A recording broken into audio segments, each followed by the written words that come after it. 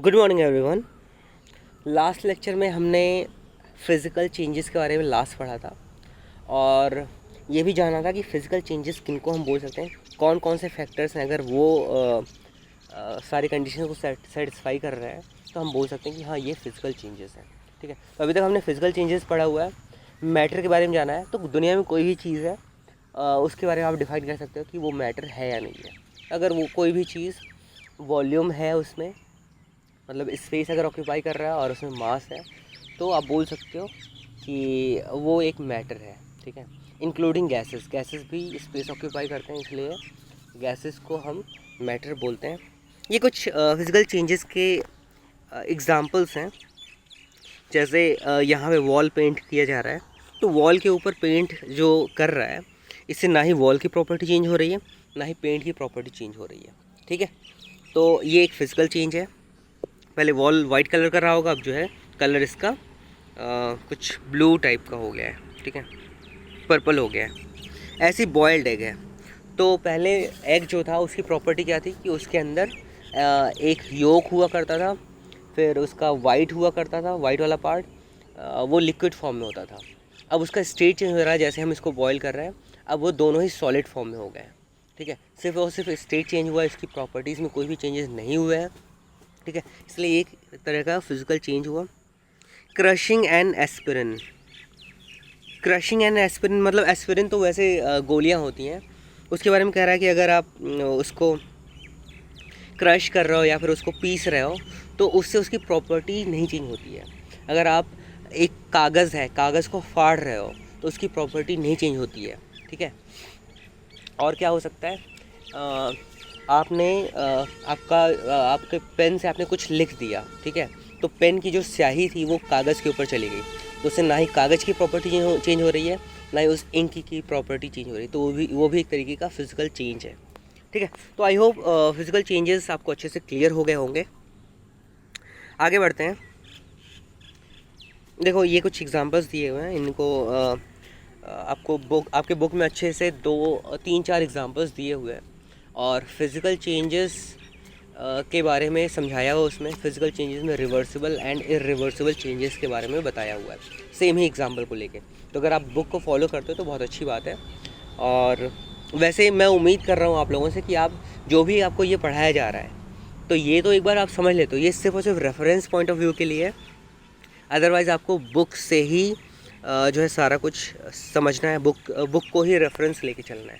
ठीक है, क्योंकि जो भी क्वेश्चंस वगैरह आएंगे, जो भी चीज़ आपसे पूछी जाएंगी, वो बुक को ध्यान में रख के या बुक में से क्वेश्चंस पूछे जाएंगे, बुक में से क्वेश्चंस रेज़ किए जाएंगे। ठीक है, तो आपको करना ये होना चाहिए कि जो भी यहाँ पे पढ़ाया जाए, बुक में जिस भी टॉपिक तक कवर किया गया हो, एक बार इसको देख के समझ लो, फिर बुक में वापस से उस चीज़ को पढ़ लो। या फिर ऐसा भी कर सकते हो, जब ये पूरा का पूरा सिलेबस कंप्लीट हो जाए, सारा एक बार वापस से रिवाइज करके आप जो है बुक में से वही सेम चीज़ पढ़ने की कोशिश करो और ये देखने की कोशिश करो आपको कितना समझ में आता है खुद से। ठीक है, तो ये आपके लिए आपके इंग्लिश में इम्प्रूवमेंट के लिए अच्छा होगा, और बाकी आपका साइंस तो इम्प्रूव हो ही रहा है। तो फिजिकल चेंजेस में कह रहा है कि क्या कटिंग ऑफ पेपर एक फिजिकल चेंज है? ऑफकोर्स फिजिकल चेंज है। क्यों? क्योंकि पेपर को काटने से जो भी 2 पीस में ये कट होगा, उसमें दोनों में ही सेम प्रॉपर्टीज़ रहेंगी। उसके ऊपर जो है, अगर आप कोई इंक वगैरह डालते हो तो इंक उसके ऊपर फैलेगा। अगर आप उससे कुछ लिख रहे हो तो दोनों पे ही कुछ ना कुछ लिखेगा, दोनों का कलर सेम होगा। तो इसमें फिजिकल चेंज हो रहा है सर। ठीक है, उसका शेप साइज बस चेंज हो रहा है और कुछ नहीं हो रहा, प्रॉपर्टीज़ में कोई चेंजेस नहीं आ रहा है। आइस मेल्टिंग, क्या ये एक फिज़िकल चेंज है? ये मैंने आपको पहले ही क्लियर किया हुआ था कि स्टेट में अगर चेंजेस हो रहे हैं, liquid to gas, gas to liquid, या फिर लिक्विड टू सॉलिड, या फिर सॉलिड टू गैस, या फिर गैस टू सॉलिड, कोई सा भी अगर स्टेट में चेंजेस हो रहे हैं तो उससे प्रॉपर्टीज़ में चेंजेस नहीं होते हैं। ऐसे अगर आइस को मेल्ट करने की बात करी जाए, तो आइस मेल्ट करेगा तो वो वाटर के फॉर्म में होगा। ठीक है, तो वाटर जो क्या होता है, वाटर पीने लायक होता है, और वो टेस्टलेस होता है, कलरलेस होता है और ऑर्डरलेस होता है। सेम अगर आप आइस को देखो तो वो भी टेस्टलेस होता है, कलरलेस होता है और ऑर्डरलेस होता है। तो प्रॉपर्टीज़ तो सेम ही रह गई, प्रॉपर्टीज़ में कोई चेंजेस नहीं हुए, तो इसीलिए हम इसको क्या बोलेंगे, एक तरीके का फिजिकल चेंज। डिसअपियरिंग पडल, तो क्या होता है, डिसअपियरिंग पडल एक फिजिकल चेंज होगा? नहीं होगा, बिल्कुल होगा। ठीक है, तो आई होप ये सारा कुछ आपको क्लियर। अभी हम वैसे भी फिज़िकल चेंजेस पे ही ज़्यादा फोकस करेंगे, क्योंकि हमारे सिलेबस में फ़िज़िकल चेंजेस पे ज़्यादा फोकस किया हुआ है। ठीक है, सॉइंग वुड ये भी एक तरीके का फिज़िकल चेंज है, चाहे वो हेक्स सॉ हो, चाहे रिप सॉ हो, कोई सा भी सॉ हो, ठीक है, या पावर सॉ हो। कोई सा भी सॉ से अगर आप कोई भी चीज़ काट रहे हो, चाहे लोहा काट रहे हो, चाहे लकड़ी काट रहे हो, तो उससे सिर्फ और सिर्फ जो है वो 2 पीसेस में कन्वर्ट हो जाएगा। उसका साइज़ शेप कट में चेंजेस आ जाएंगे, उसकी प्रॉपर्टीज़ में चेंजेस नहीं आएंगे। जैसे ये चीज़ क्लियर होता है कि ये भी एक तरीके का फिज़िकल चेंज है। ड्राई आइस, ड्राई आइस क्या होता है? एक बहुत ही इंटरेस्टिंग चीज़ है, ये इंटरेस्टिंग टर्म है। ड्राई आइस क्या होता है? मतलब ऐसे आइस तो आपने नाम सुना हुआ है, लेकिन ड्राई आइस क्या होता है इसके बारे में आपको बता दे रहा हूँ। कार्बन डाइऑक्साइड जो है, अगर उसको हम सॉलिड फॉर्म में सॉलिडिफाई कर दें, सॉलिड फॉर्म में कन्वर्ट कर दें, तो उसी को क्या बोलते हैं? Dry ice. ठीक है, ये क्लास आपको 8th 9th में बुक में आपको मिलेगा। तो अगर आप अभी से ये चीज़ आपको याद होता है तो बहुत अच्छी बात है। हो सकता है कहीं मान लो काम आ गया, ठीक है, बहुत सारे कम्पिटिटिव एग्ज़ाम्स होते हैं, उनमें कहीं पे पूछ लिया। तो अगर कुछ भी आपको एक्स्ट्रा नॉलेज मिलता है तो उसको ज़रूर लेना चाहिए, उसको ज़रूर एब्जॉर्ब करना चाहिए, और साथ में आपको याद रखना बहुत ज़्यादा ज़रूरी है। ठीक है, तो ये एक तरीके का फिजिकल चेंज है। क्यों? क्योंकि कार्बन डाइऑक्साइड जो नॉर्मली गैसियस फॉर्म में होता है वो अब सॉलिड फॉर्म में कन्वर्ट हो गया है। ठीक है, तो ये हो गया फिजिकल चेंज। अब केमिकल चेंजेस के बारे में बात कर रहे हैं। केमिकल चेंजेस के ये कुछ की पॉइंट्स हैं, ये सारे के सारे पॉइंट्स आपको याद रखने हैं। ठीक है, अगर आपको किसी ने पूछ लिया कि what is the difference between physical change and chemical changes, तो वो ये जो पॉइंट्स केमिकल चेंजेस में दिया हुआ है ये आपको लिखना है, और फिजिकल चेंजेस में जो दिया हुआ है उसको लिखना है। और कभी भी अगर आपको डिफरेंस लिखने के लिए बोलता हो तो आपको एक ऐसे कॉलम बनाना होता है, और इधर फिजिकल चेंजेस, ठीक है, और इधर केमिकल चेंजेस। तो ये तरीका होता है। कभी भी कोई भी डिफरेंस अगर आपको दिया हुआ हो तो ऐसे आपको एक कॉलम बनाना होता है, और उसको 2 पार्ट्स में डिवाइड करना होता है, दोनों साइड में लिखना होता है, और उस पर बेस्ड सारे पॉइंट्स लिखने होते हैं। ठीक है, तो केमिकल चेंजेस के बारे में कह रहा है, chemical changes are changes matter undergoes when it becomes new और डिफरेंट मैटर। तो क्या होता है, केमिकल चेंजेस की सबसे खास बात यही होती है कि कभी भी कोई भी मैटर एक नए मैटर में कन्वर्ट हो रहा है, उस मैटर से एक नया मैटर इन्वेंट हो रहा है या प्रोड्यूस हो रहा है, तो वहाँ पे केमिकल चेंज ही हुआ होगा, तभी हमें एक नया मैटर मिल रहा है। ठीक है, तो ये चीज़ तो बिल्कुल गांठ बांध लो कि कभी भी एक मैटर से एक नया बिल्कुल टोटली डिफरेंट मैटर अगर आपको मिल रहा है तो वो केमिकल चेंज ही है जिसकी वजह से वो हो रहा है। फिज़िकल चेंज में ये पॉसिबल ही नहीं है, या फिर हम उस चेंज को फिज़िकल चेंज बोलेंगे ही नहीं जिसमें हमें एक नया प्रोडक्ट मिल रहा है, नया एक मैटर मिल रहा है जिसकी प्रॉपर्टीज़ टोटली डिफरेंट हो जो पेरेंट मैटर्स थे उनसे। ठीक है, दूसरा, इट बर्न्स।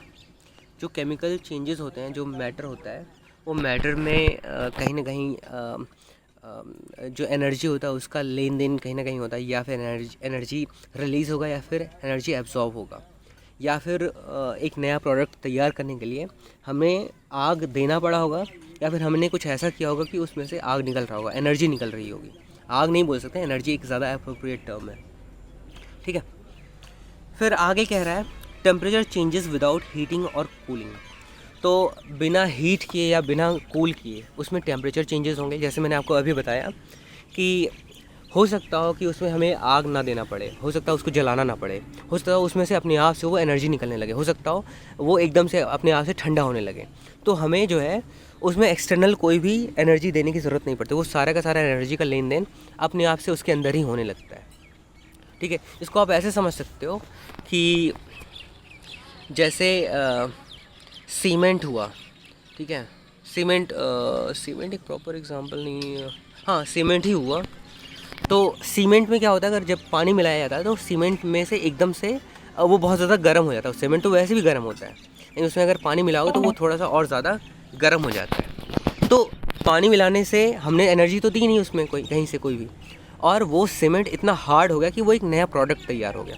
यहाँ पे वो उसमें स्टेट में चेंजेस नहीं हो रहे हैं। पहले सीमेंट की कुछ और प्रॉपर्टी थी जब उसमें पानी मिलाया आपने, वो कुछ देर में जब जाम हो गया तो उसकी प्रॉपर्टी में बिल्कुल चेंजेस आ गए। तो सीमेंट जो हुआ था पहले जैसा था, जो पाउडर फॉर्म में जो था, अब वो चीज़ नहीं रह गया। ठीक है, तो वो एक तरीके का केमिकल चेंज है। क्यों? क्योंकि उसमें से हीट प्रोड्यूस हो रहा है या फिर हीट एब्जॉर्ब हो रहा है। दोनों में से कोई एक चीज़ हमेशा होना होता है अगर वो केमिकल चेंज है तो। आगे कह रहा है इट बबल्स, मतलब इट मेक्स अ गैस, मतलब इसमें से गैस प्रोड्यूस हो सकता है। अच्छा, ज़रूरी नहीं कि सारे के सारे टर्म्स आप जो है सारी के सारी कंडीशंस इसमें अप्लाई हो सकता है कुछ कंडीशंस अप्लाई हो, कुछ कंडीशंस अप्लाई ना हो। तो ज़रूरी नहीं कि इसमें से गैस निकले ही निकले, हो सकता है गैसेस निकल रहे हो सकता है गैसेस नहीं निकल रहा हो, लेकिन ज़्यादातर चांसेस हैं कि गैस निकल सकता है। इट चेंजेस कलर, कई बार कलर में चेंजेस आते हैं, कई बार नहीं आते हैं, लेकिन ज़्यादातर चांसेस हैं कि कलर में चेंजेस आएंगे। हमने फिज़िकल प्रॉपर्टीज़ में भी देखा था कि कलर में चेंजेस आ सकते हैं। ठीक है, it forms a precipitate. Precipitate क्या होता है?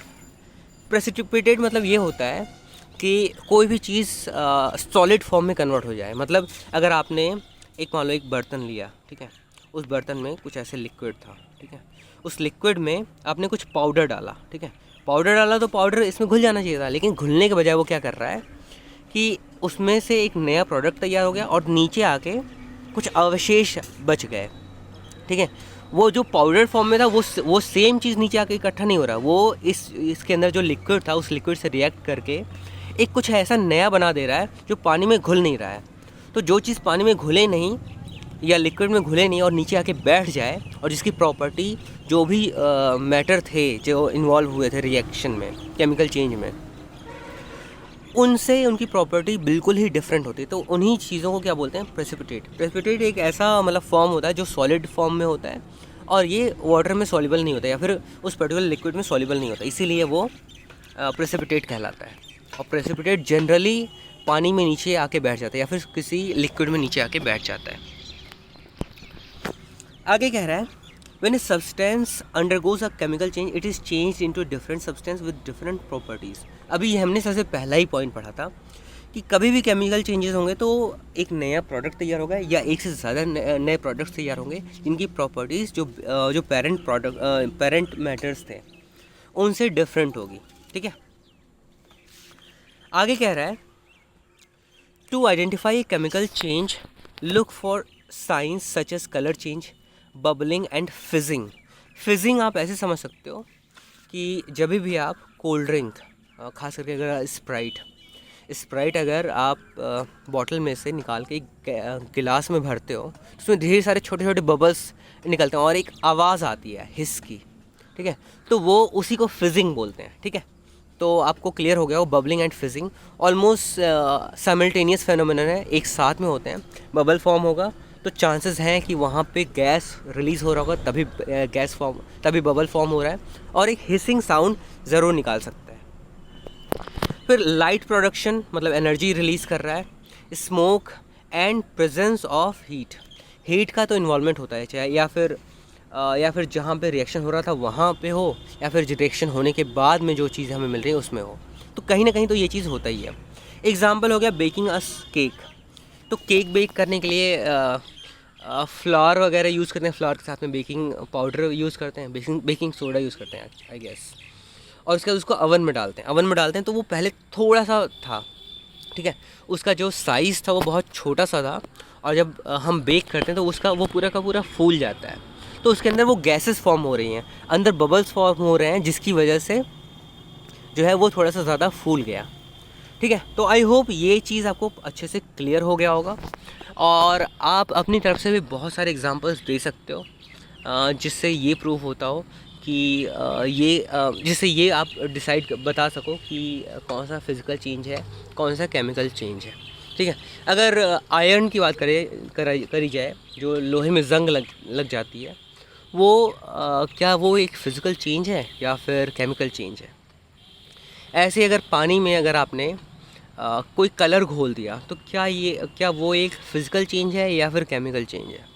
ऐसे ही आप बहुत सारे एग्जांपल्स ले सकते हो। डो से जो आटा गूँथते हो आप, उससे जो डो तैयार होता है उससे आपने रोटी बनाई, तो क्या वो एक फ़िज़िकल चेंज है या फिर केमिकल चेंज है? तो ये सारे कुछ इंटरेस्टिंग पॉइंट्स हैं, इंटरेस्टिंग एग्जांपल्स हैं जिसके बारे में आप जो है सोच सकते हो, समझ सकते हो। और जो भी अभी तक पढ़ाया गया है इन सारे नॉलेज पे जो है अगर आपका क्लियर हो गया हो तो आप बता सकते हो कि क्या ये एक फ़िज़िकल चेंज है या फिर केमिकल चेंज है। थोड़ा सा हो सकता है आपको मुश्किल लगे शुरू में, लेकिन अगर आप प्रैक्टिस करोगे, ढेर सारे एग्जांपल्स खोजोगे इधर उधर का, कहीं पे भी कोई सा भी अगर आप चीज़ देखते हो और उसमें आप मतलब ढूंढने की कोशिश करो कि खुद से अपने दिमाग में सोचो कि क्या ये एक फ़िज़िकल चेंज है या फिर केमिकल चेंज है, तो इससे आपको बहुत ज़्यादा हेल्प मिलेगा और आपका ये कंसेप्ट क्लियर हो जाएगा। ठीक है, तो ऑन दैट नोट यहीं पे ख़त्म करते हैं, नेक्स्ट लेक्चर में आगे कंटिन्यू करेंगे। Thank you.